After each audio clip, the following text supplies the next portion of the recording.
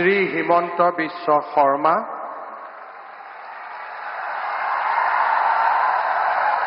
ঈশ্বৰৰ নামত শপত লওঁ যে বিধিৰ দ্বাৰা স্থাপিত ভাৰতৰ সংবিধানৰ প্ৰতি মই প্ৰকৃত বিশ্বাস আৰু আনুগত্য পোষণ কৰিম। মই ভাৰতৰ সাৰ্বভৌমত্ব আৰু অখণ্ডতা অক্ষুণ্ণ ৰাখিম।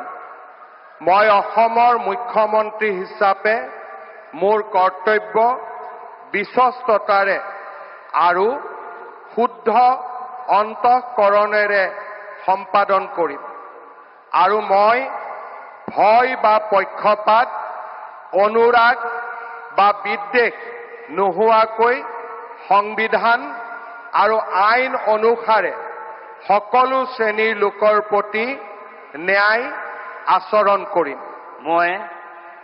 মই শ্ৰী হিমন্ত বিশ্ব শৰ্মা ঈশ্বৰৰ নামত শপত লওঁ যে মই অসমৰ মুখ্যমন্ত্ৰী হিচাপে মোৰ কৰ্তব্যৰ যথাযথ সম্পাদনৰ বাবে আৱশ্যক হোৱাৰ বাহিৰে মই এনে বিষয় যি অসমৰ মুখ্যমন্ত্ৰী হিচাপে মোৰ বিবেচনাৰ বাবে অনা হ'ব বা মোৰ জ্ঞাত হ'ব, তেনে বিষয় মই কোনো ব্যক্তি বা ব্যক্তিসকলৰ ওচৰত প্ৰত্যক্ষ বা পৰোক্ষভাৱে অৱগত বা প্ৰকাশ নকৰিম।